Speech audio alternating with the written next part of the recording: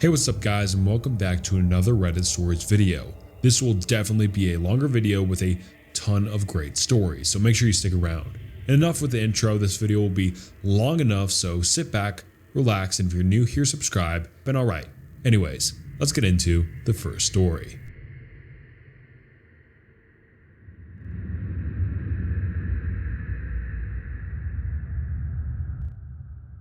A few miles north of me, there's a little family-owned farm. The family takes a vacation in July though, and they posted a job listing for a caretaker.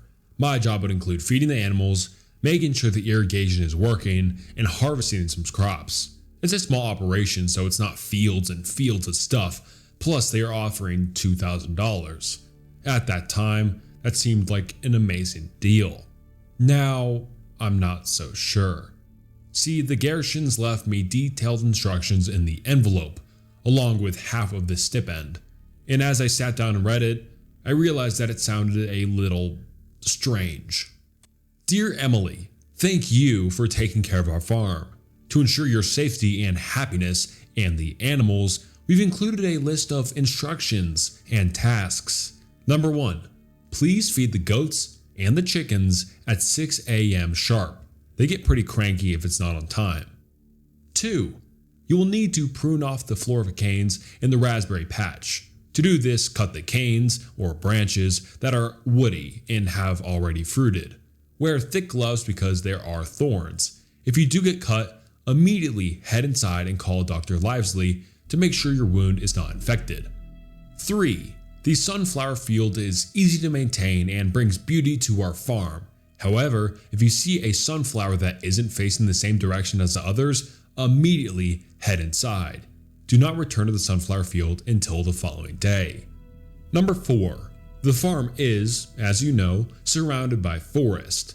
Sometimes we get coyotes, foxes, or other wild animals prowling around the grounds at night. Don't worry, the animal pens are completely secure and there's no need to check on the animals if you hear anything at night. In fact, we recommend you do not leave the farmhouse between sunset and sunrise. Number 5, do not enter the corn maze. Even if you hear noises coming from the maze that sound like a child crying, do not enter. The corn maze is not open to visitors yet. It's most likely the bobcats in the woods. Number 6, do not be alarmed if you see the goats awake in the middle of the night. They are semi-nocturnal and often wake up to roam, graze, or use the bathroom. Number 7, you may help yourself to any of the fruits or vegetables you harvest. However, do not eat the apples from the northwest corner of the orchard. Number 8, we no longer use scarecrows. If you see one, please return to the house, lock all the doors, and close all the curtains. Stay inside until the following morning. Number 9, make sure to always stock the farm stand twice a day, in the morning and again in the afternoon. At night, take all unsold produce inside and store it inside the refrigerator. Number 10, we do not own any pigs. Thank you so very much, Emily, the Gershons. I glanced out the window. The sun was hanging low over the trees, orange rays filtering through the forest. Damn it, if I'm not supposed to be out after dark because of the wolves or whatever, I better get cracking. I walked over to the goats first. They huddled close to me as I filled their food bins, staring at me with their weird slit pupils. I tried to get it done as quickly as possible. Goats, honestly, freaked me out a bit. As I hurried away, one of the black and white fur pushed its little face through the fence. "Ma," it bleated, staring at me. The chickens were more skeptical of me, staring at me and letting out a long "box" as they bobbed their head. As soon as they realized I had food though, they came over and pecked the ground. They were pretty cute, actually. I locked the gate and turned back towards the house. I froze. Across the field from me stood the field of sunflowers, bright golden petals and dark centers, swaying slightly in the wind. But while all of them tilted away from me, facing the dying sun, one of them, near the edge of the field, was instead facing me. I stared at its pitch black center. Didn't the note say something about that? Go inside, if one of the sunflowers is pointing a different way? I locked up the chicken gate, then I strode across the grass towards the old farmhouse, still carrying the bag of chicken feed. I was halfway to the house when I turned around again. I wish I hadn't. The sunflower was still facing me, even though, based on my path, it shouldn't have been. I picked up my pace towards the house. Oh come on, what do you think it's gonna do? That sunflower is gonna chase after you and murder you? My brain knew it was stupid, but there was something instinctual, a gut feeling, that forced my legs to pump harder. I didn't even bother dropping the feed off at the shed. I raced into the house and locked all the doors. Phew. Safe. I took a final glance out at the sunflower. Then I went inside to the tiny kitchen and started some water boiling for pasta. By the time I was sitting down to eat, I was shaking my head. So stupid. Afraid of a sunflower? Something woke me up in the middle of the night. I sat up, my neck aching from the crappy pillow they'd left for me. I looked around my tiny bedroom, but nothing seemed amiss. Well, of course there were things amiss, like the peeling paint and the light bulb that flickered in the clogged toilet, but nothing different. I yawned and checked my phone. 3:12 a.m. Sighing, I settled back to sleep. But before I drifted off, I heard it. A small, high-pitched noise coming from outside. I slowly forced myself out of bed and walked over to the window. Underneath me, the farm sprawled out into the darkness, but it was distorted in the old glass, shapes and colors bleeding into each other like running paint. I flipped my window lock and pushed it open, the wood squeaking loudly in my ears. I listened. Silence. Then, help me. A voice, a child's voice, coming from the direction of the cornfield. That's no fucking bobcat. My blood ran cold. I stared out into the darkness at the cornfield on the edge of the woods, hoping that it was just some lingering dream or something. But as I stood there, the cool summer breeze wafting into the room, I heard it again. Please, help me. The voice wavered, as if the child was crying. I squinted into the darkness, staring at the cornfield. I have to go out there. I remembered the Genshin's rule, but there was no way this was an animal. Hey, I'm coming, don't worry, I shouted out the window. Silence. And then a rustling sound. I squinted at the cornfield, and I could see the stalks moving, as something moved within them. Stay where you are, I shouted into the darkness. I'm coming to get you. The corn stalks continued to move, and every muscle in my body froze. The amount of corn moving, there was no way it was just a small child in there. The corn was swaying, dancing, rolling in an area maybe 10 feet across, and it was making its way towards the edge of the field. Rapidly. I shut the window, then I closed the blinds. My heart started hammering in my chest. I raced downstairs and checked the locks, and then, finally, when I was sure I was safe, I called the police. But they wouldn't even come out. There are no missing children in the area, and what you saw was most likely a bear, they explained calmly. I think they must know about the Genshin's farm. So now I lie here, in my bed, listening the snaps and rustles of the corn stalks. There's a chair wedged underneath my doorknob. I've triple checked all the locks, and all I can do is wait for dawn. Part 2. 6 a.m. came all too early. The alarm blared in my ears and I found myself out of bed groaning. The sun had just crested over the hill and the sky was lit with the pale gray of dawn. I could hear the rooster crowing already. I looked out of the window, scanned the farm, but everything looked normal. All of the sunflowers were facing halfway towards me in direction of the rising sun. The cornfield was still, the chickens were milling around the coop, pecking the ground. I went downstairs, grabbed the bag of feed I'd never put away, and went out to the coop. The chickens were probably the only part of the farm I liked. The fat little hens ran towards me as I poured the food onto the ground. Making happy noises, they pecked it up. I locked the gate and started over the hill, towards the shed, to get the goat feed. That's when I heard it. Oink! I stopped in my tracks. The Gerson's note said they didn't own any pigs. Oink! The note didn't say anything about avoiding the pigs though, so I was free to go fetch the goat feed, right? I started walking again up the hill. Oink! And that's when I realized there was something off about the sound. It almost sounded human, like a person saying oink, instead of an actual animal sound. For a second, I had a weird mental image of a naked man covered in his own filth, crouching on the ground saying oink over and over again. Oink. I shook my head and continued up the hill. And when I got to the top, I saw the source of the noise. A fat, pink pig standing in the grass. I let out a breath of relief. See, it's just an ordinary pig. I passed the pig, ignoring it completely, and opened the shed. Put the chicken feed back, pulled out the goat feed, started back up the hill. I stopped dead as my eyes fell on the pig. Its face. It almost looked human. Its fleshy, pink snout was shorter than it should be, its curled little ears sat low and flat on its head, and its eyes, they weren't round and beady, but almond-shaped, like a person's, with dark pupils that stared up at me in a way that suggested intelligence. The feed bag fell out of my hands. I stumbled back, but the pig didn't advance. It just stared at me with its human eyes. I backed away, keeping my eyes on it, slowly walked around it so that I was going back towards the house. When I got over the hill and that horrible little face was finally out of my sight, I whipped around it and broke into a run. What the fuck was that? I panted to myself as I locked the front door behind me. Not knowing what else to do, I pulled out my phone and called the police, but when they picked up, I wasn't sure what to say. I started. I found a pig that doesn't look like a pig on the farm, the Gershon's farm. Did you touch the pig? The officer cut in.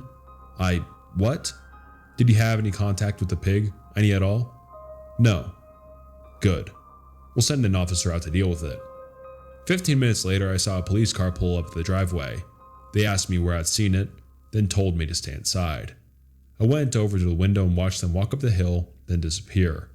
A minute passed. Then a shrill squeal erupted in the silence. 5 minutes later, the officers reappeared, carrying a large black plastic bag that swung with each step. Hey, I called out as they headed for the cruiser. What was that thing? The officers glanced at each other. Rabies, the female officer said, while the male stuffed the bag into his back seat. A bunch of rabid pigs have been showing up in this area. Gonna send it off to get tested. Good thing you didn't touch it. Before I could ask any more questions, she hopped into the driver's side, and they were gone. I stared out the window, utterly perplexed. Why didn't the Gershons tell me to stay away from the pigs? After the debacle with the pig, I decided to take it easy. I made a wholesome breakfast, read a few chapters of the thriller I was working on, and called my boyfriend. Around 11 a.m. though, I realized I'd forgotten to stock the farm stand. It was still technically morning, so I ran out into the field, filled my bag with zucchini and tomatoes, and ran down the driveway as fast as I could without spilling any of the produce. But as the little farm stand came into view, I saw that there was already somebody waiting. I checked my watch. 11:49 a.m. I'm so sorry, I breathed as I spread the produce out on the wooden table. I was supposed to get this out earlier, but there was this pig and something made me stop rambling. I glanced up to see that the person standing there was a little odd. He was an old man, probably about 6 feet tall, and very thin. He wore surprisingly a crisp black suit and an old-timey bowler hat in the sweltering heat. He was smiling at me, but his teeth were deeply yellow and crooked, and his eyes were sunken back into his skull. Nothing unnatural about him, just a slightly creepy-looking old guy. But in a way, he reminded me of the creepy dudes from that one Buffy the Vampire episode where they take away everyone's voices. So, what are you looking for today? I asked, when he didn't move to take any of the produce. The Gershons aren't here? I shook my head. Won't be back for 2 weeks. He said, thoughtfully. They didn't tell me they were leaving. Oh, you know them. He let out a small chuckle. You could say that. I waited for him to either take produce or leave, but he didn't do either. He just stood there, looking at me. The way his blue eyes cut into mine made a chill run down my spine. It wasn't a predatory or sexual stare. It felt more like he was examining me, studying me, trying to read every tilt of my head and blink of my eyes. It made me extremely uncomfortable. So, are you interested in any of this? The tomatoes look really good today.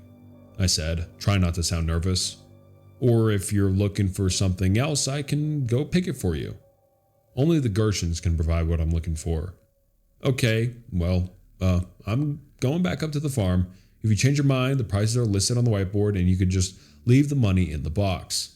I shot him a fake smile, turned around and headed up the hill as quickly as I could without seeming weird.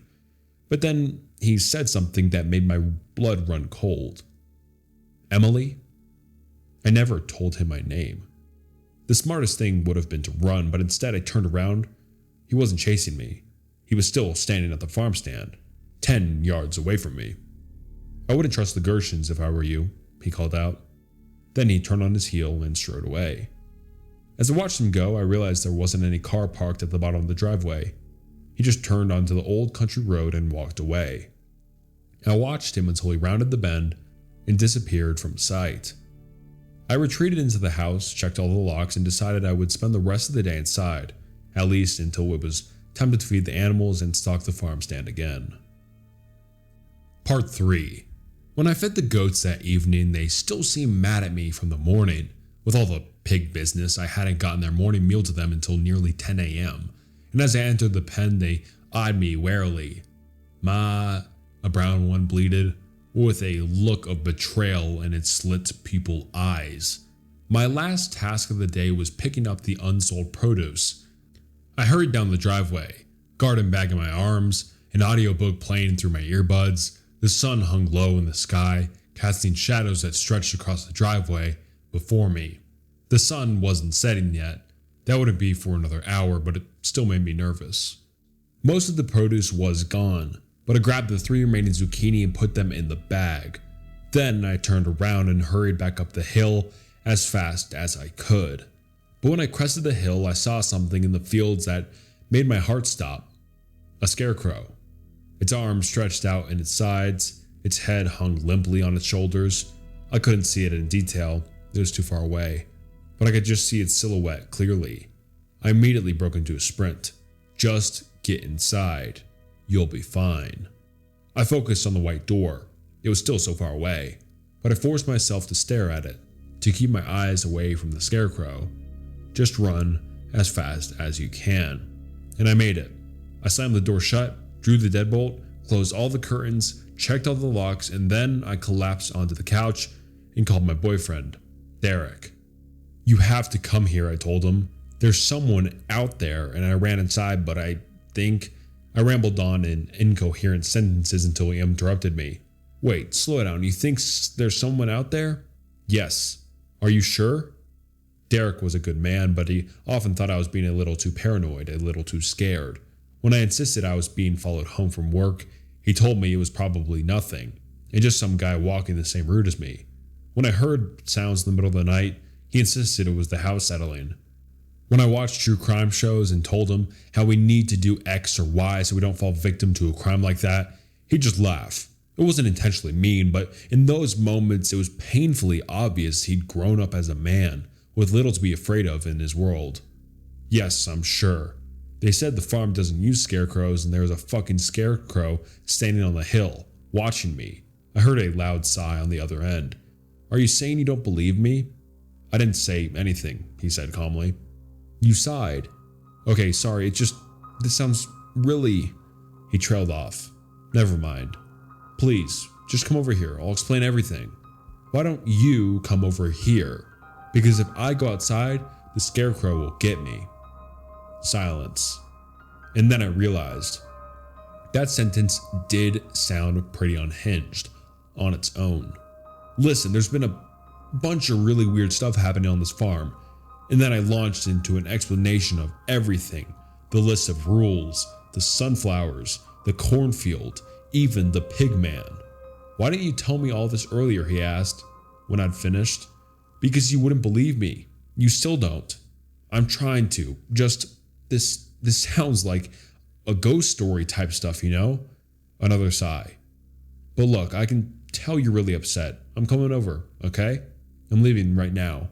Be there in half hour." I ended the call and stared at the curtains.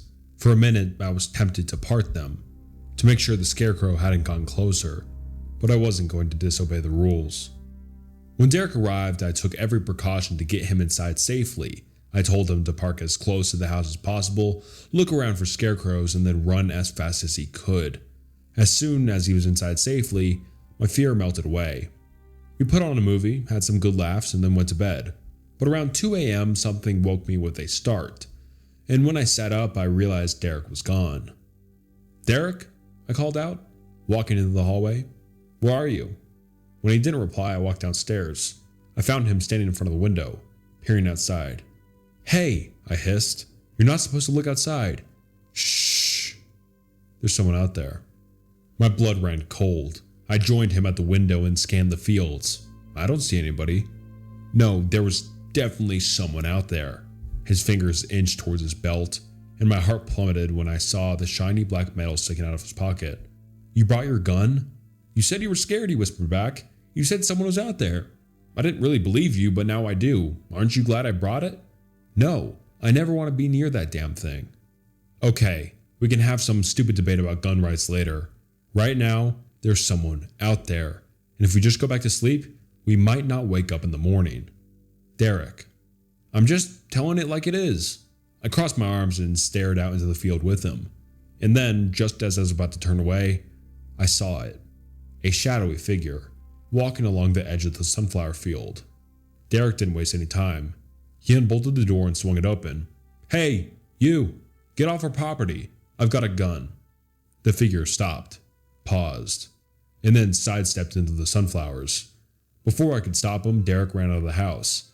"Derek!" I shouted, but he didn't stop. I paused at the threshold, and then I sprinted out after him. "Come back!" Fuck. He was running straight for the sunflower field. "Don't go in there!" He probably wouldn't have ever stopped, but when he got to the border, I screamed bloody murder at him, and he stopped for a moment. "You can't go in there," I panted, grabbing his arm. "The sunflowers." "Yeah, you told me. They're evil or watch you or something. I think I can handle myself." He gestured to his gun, and if I don't scare this fucker, he's gonna come back and R-word or murder you or do whatever he came here to do. With that, he disappeared into the foliage. I stood there, panting, at the border of the field. "He'll be okay," I lied to myself. "He'll be okay." As the adrenaline faded, I lifted my head and scanned the flowers. They were all turned towards me. Yellow petals appeared silver in the light of the full moon. Okay, it's okay, they're all pointing the same direction, see? Wait. There was a single flower, in the center of the field, turned away from me. My blood ran cold. "Derek, come out of here." Silence. No pounding footsteps. No rustling. Nothing. A chill ran over my body.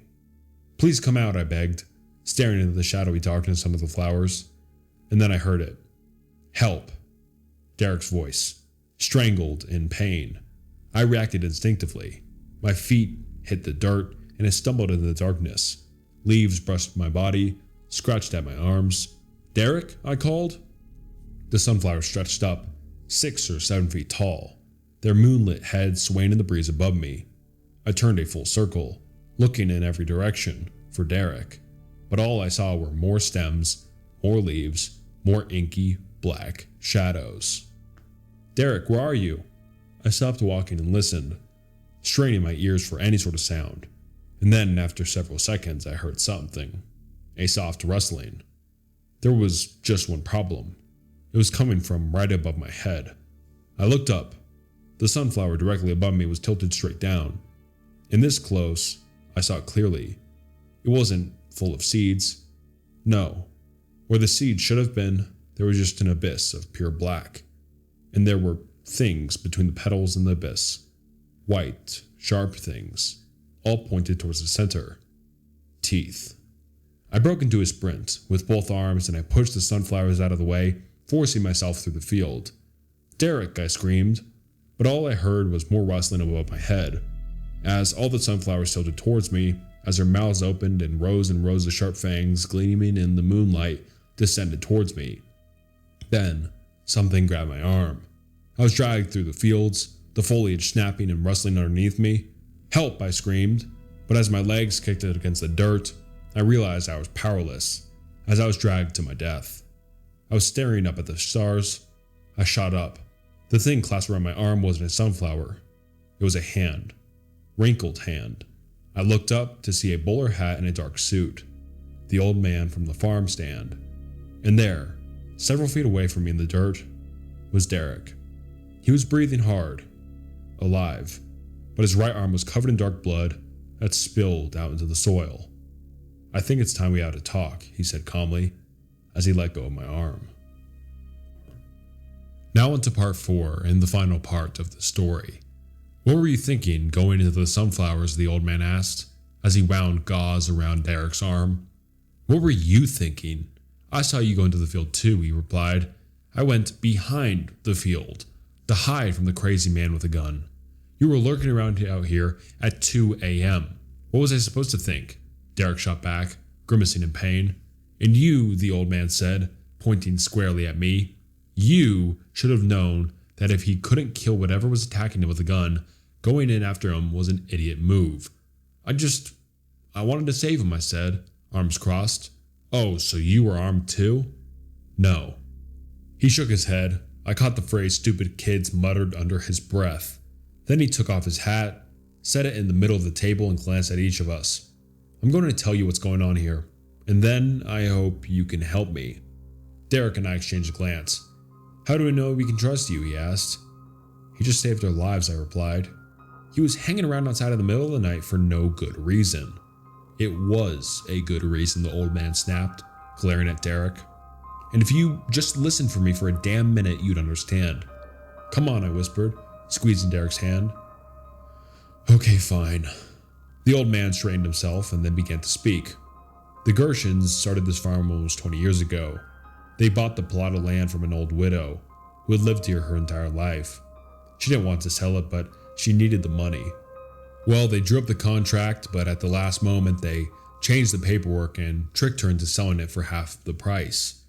When she realized she'd been tricked, she cursed the land itself, but they just laughed. They didn't believe in curses or superstitions or the supernatural." The old man stopped and looked pointedly at Derek. He broke eye contact and looked at the floor. "Of course, as soon as they planted the sunflower seed, they realized the curse was very real. Eventually, they tried to sell the property, but by that time, news of the curse had spread, and they would only get a fraction of what they paid. They weren't willing to lose their money, so they kept it. And with time, they learned that if they followed certain rules and stayed careful, they could grow some crops and turn a profit. But no one is perfect. After some close calls, the Gershons decided they didn't want to risk their lives, but were perfectly fine with risking other people's lives. So they started hiring people to tend the farm.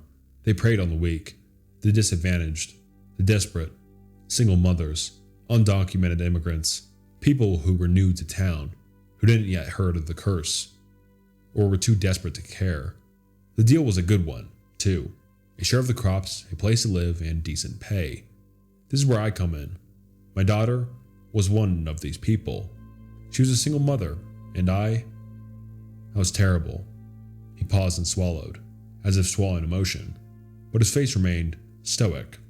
"I wouldn't let her and her son stay with me when she was evicted from her apartment. I thought it would cause too much conflict with my wife, and I was trying so hard to make it work. But now I see that none of that mattered." He sucked in his breath. "A few weeks later, she was hired by the Gershons, and neither she nor my grandson were ever seen again." Derek and I sat there in stunned silence. "I'm so sorry," I finally choked out. That's horrible." "Then help me get them back," he said, a pleading look in his eye. "Get them back?" "They're not dead. You see, I recognize the voice in the cornfield. It's the voice of my grandson." Silence fell over the three of us. Derek and I looked at each other. The old man must have noticed our confusion because he continued. "The victims aren't always killed. Sometimes they're transformed. Like my daughter and grandson, in the cornfield, or the scarecrow, or the pigs." I clapped my hands over my mouth. "The pigs?" He nodded. No, I called the police when I saw one, and they came, and I think they..." Tears burned in my eyes. "I think they killed him." "I'm so sorry to hear that, but it's not your fault. The Gershons have a lot of power in this town. They have a deal with the police. Dirty cops have been known to get rid of evidence in the sunflower field." He sighed. "I've devoted the past 3 years of my life to this. I've run into every obstacle, know everything there is to know. A lot of it I learned from the widow's children directly. So is there a way to get them back? The people who were transformed? I asked. Yes.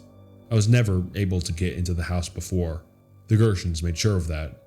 But now, he reached into the pocket and pulled out what appeared to be a small mesh bag.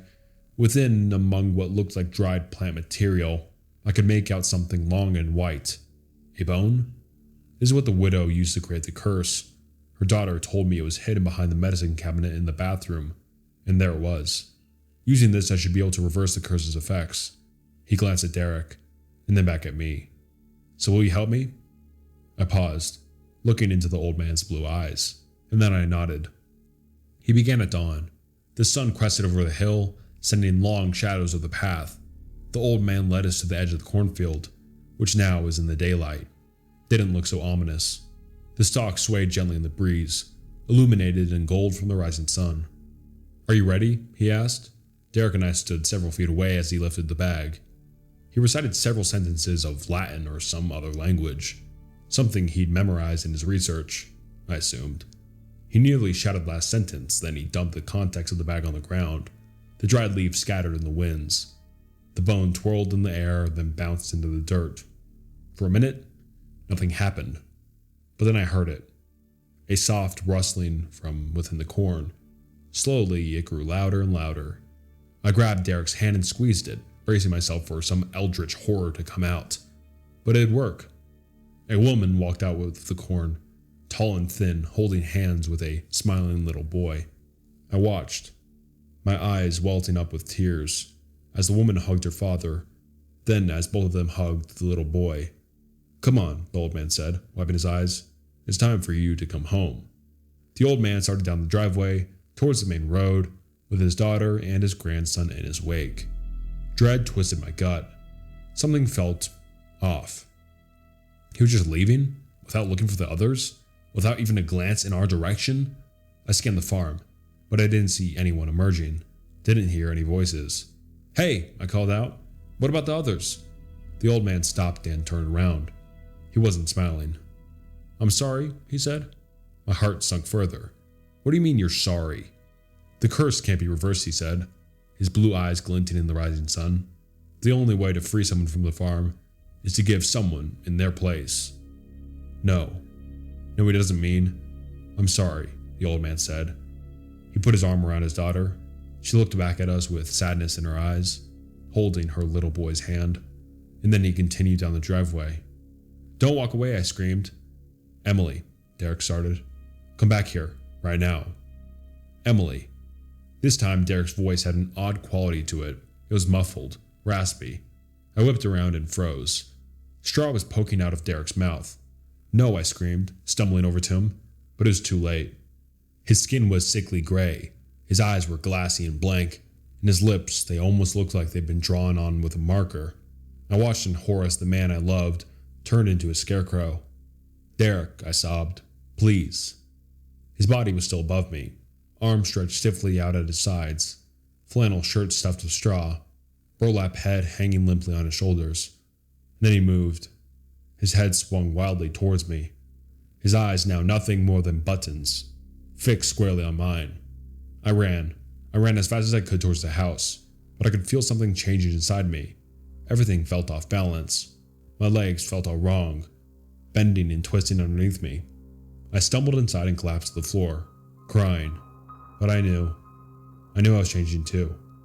For some reason, my changes are happening more slowly than Derek's. When I looked in the mirror, I can see the changes. My nose is longer, my ears are twisted, my skin is pinker. So I tried to type this up as quickly as I could. Please, stay far away from the Gershon farm. Don't buy their stuff. Don't go to work there. Don't do anything. Run as fast as you can and never look back. I would say more, but it's getting harder to type. The space between my fingers is melting away. My hands are growing stiff. In just an hour or so, they will be hooves, and I will have no way of communicating with the outside world. So please, whatever you do, don't come to the Gershon farm.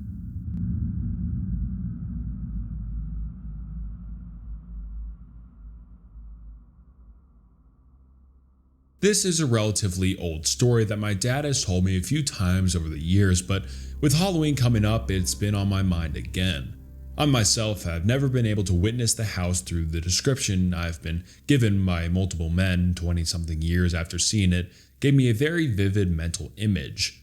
To begin with, I would like to mention that my father is a highly religious man, a preacher's son, and does not believe in ghosts or anything paranormal in the slightest. Nothing seems to spook him either, but he swears up and down that he felt something unnatural that scared the shit out of him, even just from mentioning the story to me on the rare occasion that he would bring it up. Back in the late 80s, he and a few friends would regularly hike over the waterfall or creek bed behind our farm and would follow the trails up until they eventually met the frontage road off of the interstate.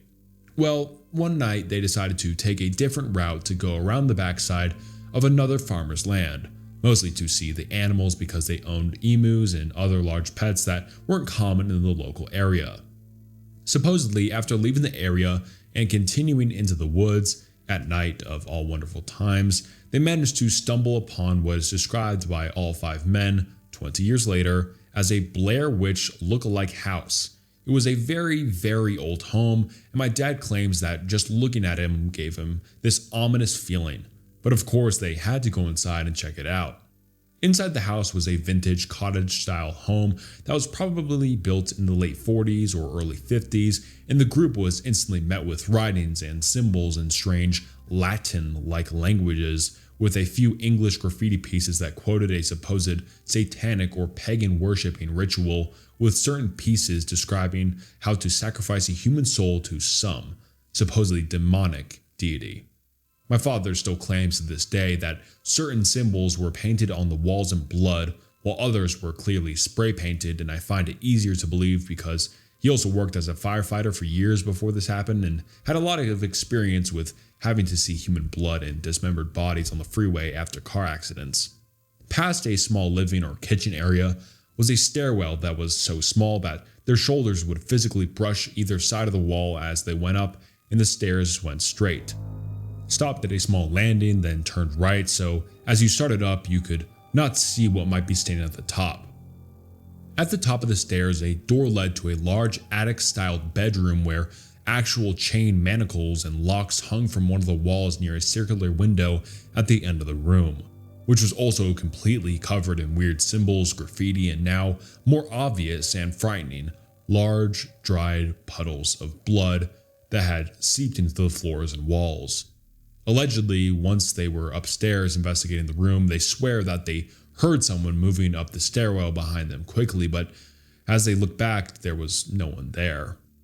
Everyone essentially told me that it almost sounded like heels clacking on wood, and now completely spooked, they rushed back down the stairs to see if someone was playing a prank on them and was hiding downstairs. Surprise, surprise, they found nothing, and no new footprints in the dust and grime that differed from the ones they left on their way in. To keep things interesting, I met with each of one of the guys separately to ask them about what they remembered, expecting to maybe find a crack or something to prove that maybe they were exaggerating, but when I asked them, I got the same answer from each of them with no hesitation. They got the same details right down to the minute as they entered the house and the minute they left. But here's what it gets really strange. They left the house and for some unknown reason decided to try walking back from a different route, using a compass to approach from the east instead of the south. They did this test more than 10 times that night, walking from every possible route or direction, yet they always come at the front entrance of the house, even when the compass and common knowledge of the area showed that it was physically impossible to be at the south end of the house when they moved in a straight line from the north, east, or west. There probably is some scientific explanation for it, but I haven't found one yet. These guys know these woods literally like the back of their hand and still do to this day. The final time that these guys came back and found themselves standing at the front door of the house, they began to feel physically ill, verging on feverish, and finally decided that it's time to give up when one of them nearly faints, and as they turn to leave, the man who nearly fainted turns, looks up, and points at the circular window at the front of the house on the second story. Everyone looks and immediately sees a tall female figure hunched over, standing in the window watching them. Though they see no features on her face other than 2 large dark colored eyes, and it's sort of shuffled in place, slight before turning and walking away as if it were heading down the stairs at the end of the room. At the sight of the figure actually moving, they all took off running through the woods, ending up on the side of the interstate about 3 miles from my dad's house, where they originally started from. They eventually made it back to my dad's place, though they claimed that they felt as if someone were following them the entire way, and my dad's cousin gets up to get some water from the kitchen, only to be announced that he swore that he saw the same figure standing outside the kitchen window near the edge of the woods, close to the woodshed. Thankfully, nothing ever came from the experience other than the collective state of absolute terror when the subject is brought up. They wrote off what his cousin saw as paranoia or pareidolia, though 5 years later they decided to return to see if the house was still standing. Miraculously, it had fallen in on itself and was nothing more than a pile of rubble, and they never went back. I always joked with my dad and would ask him what he would do if he went back and found the house standing the same way it had been back then, trying to give him a reason to let me go and see the place for myself. But with trespassing laws being far more prevalent in today's times, it would be nearly impossible without either getting shot or going to jail, as it was not on our property. I don't know. It always gives me the creeps thinking about it, but I never considered the story to be true until I did this little mock interview with all the guys. And when I say that these grown men are scared to death by the story, I mean it. Seeing them get physically worked up and frightened by just telling the story really caused me to be less of a skeptic. What do you guys think? Could it be possible that they were just spooked and it caused them to see these things?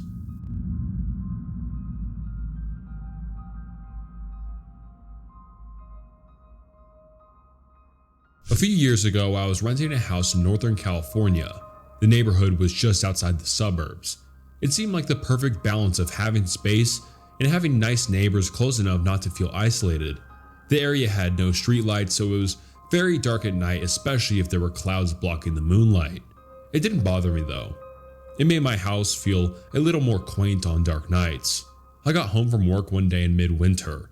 It was a cloudy night, so pulling up to my house, I saw only what my headlights and front porch light illuminated.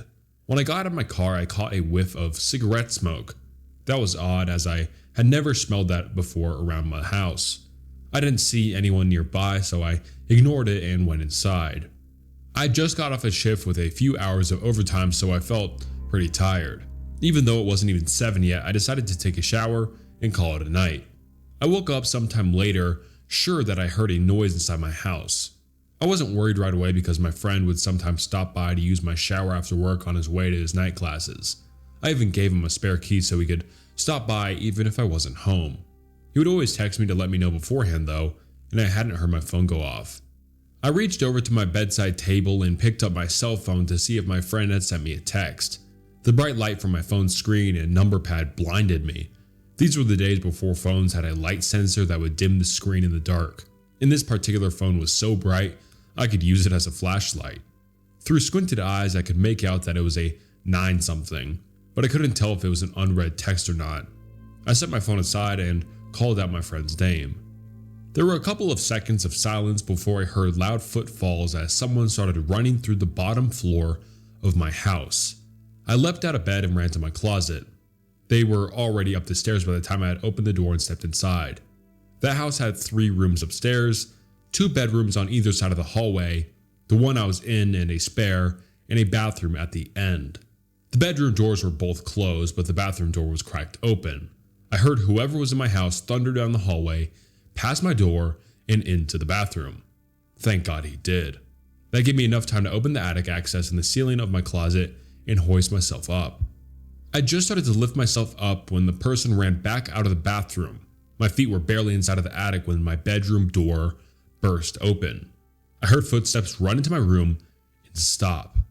When they didn't see me in that room, they ran back to the hallway and into the other room, which just had boxes stacked in a corner, some weights, and a table where I painted my miniature models. I guess they decided that if someone were hiding, it would be in the bedroom because they charged back into my room and turned on the light. A moment later, the closet door was ripped open. I was crouched in my attic just a foot away or so from the access, so I could try to stop them if they started to climb up. From my vantage point, all I could see was from about their knee down. They were wearing dirty blue jeans with frayed cuffs and worn work boots. After a few seconds of looking in the closet, they stepped away and I heard a loud crash come from my room, followed by a scream of frustration and anger. That scream was the most unnerving part of the incident for me. It reminded me far too much of my stepfather, who would scream in a similar way when he lost his temper. He would eventually be put in a mental hospital for several mental disorders that resulted in erratic and violent tendencies. The man in my house ran back down the stairs. I heard crashes and clatters as things were thrown around and furniture was knocked over. I stayed crouched in the attic.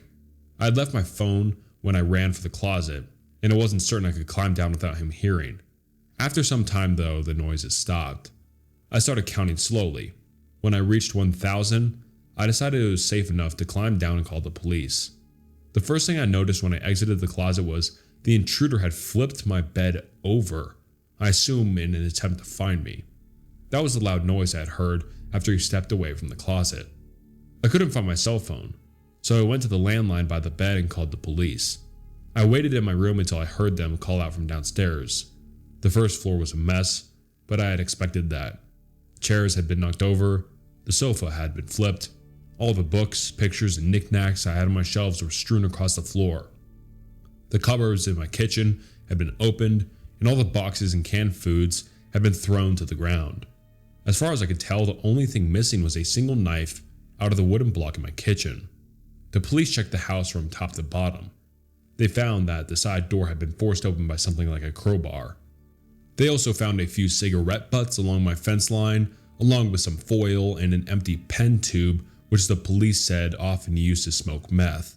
So I think he had been watching my house for a while. I realized that he must have been out there smoking a cigarette when I got home. They collected up the evidence and told me I should stay with family or friends that night and get that door fixed as soon as possible. I opted to just not sleep. I moved a shelf over to lock the broken door and spent the next couple of hours cleaning things up. I would often go to the window with a flashlight and shine it along the fence line where the police found the cigarette butts and foil, but I didn't see anything. The next day I called to have the door fixed and motion lights installed at the back and sides of my house. I ran a phone cable up into the attic and added a landline. I never wanted to be stuck up there without a phone again. Nothing else happened at that house though. I lived there for another 3 years without incident. One more precaution I took was practicing getting out of my bed, going to my closet, and climbing into the attic as quickly and quietly as possible. I even kept at it when I moved, except now I go to a crawl space at the back of my closet instead of the attic. I try not to think about what would have happened if I had been a bit slower getting to the attic, or if he hadn't gone into the bathroom at the end of the hall first.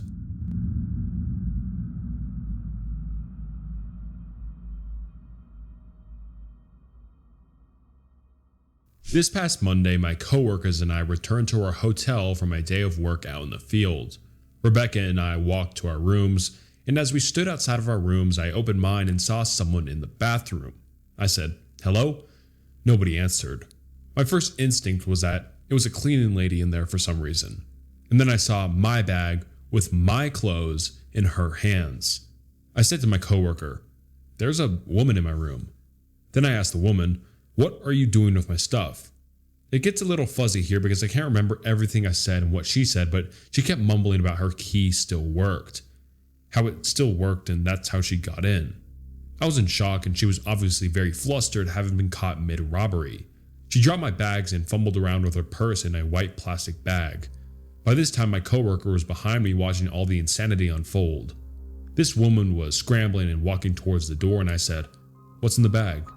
Thinking it was probably my stuff, and then she said, No, it's just my things, I'll show you." And so she did. I looked and I didn't see anything of mine, and so since I'm obviously in shock at this time, I let her leave. I went into my room and it's been ransacked. I did a quick little look around to see if anything had been taken. All of my electronics were still there. Then I went into the bathroom and saw my underwear, my bikini, and my clothes shoved into my own bags randomly. Even my passport was shoved in there. Then I looked on the counter and I saw that she got into my medication. I'm not sure what was going through my head at the moment other than I wanted it back. So I ran out of the door to go find her. I ran to the laundry room downstairs and out to the sides of the hotel and I didn't see her. I realized I was never going to find her, so my coworker and I went to the lobby to tell them what happened, and then we called the police.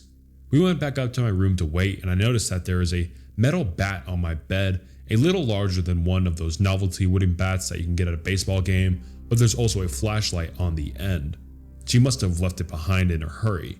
She also left behind a necklace that must have fallen out of her bag when she was scrambling with mine. I was mostly freaking out at this point because I thought that she'd gotten away with my medication that I need.